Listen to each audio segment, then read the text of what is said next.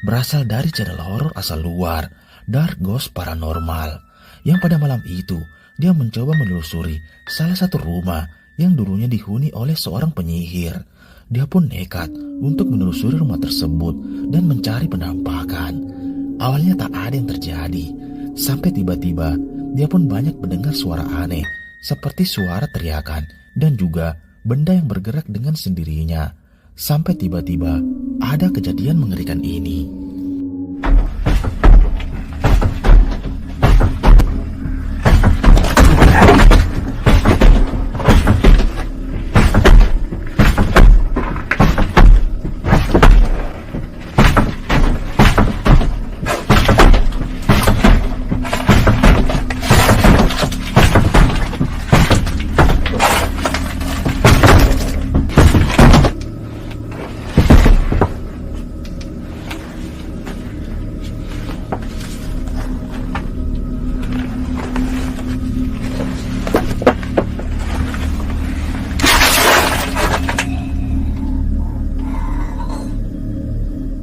Seperti yang kita lihat, dia pun dibuat kaget dengan pintu yang bergerak dengan sendirinya.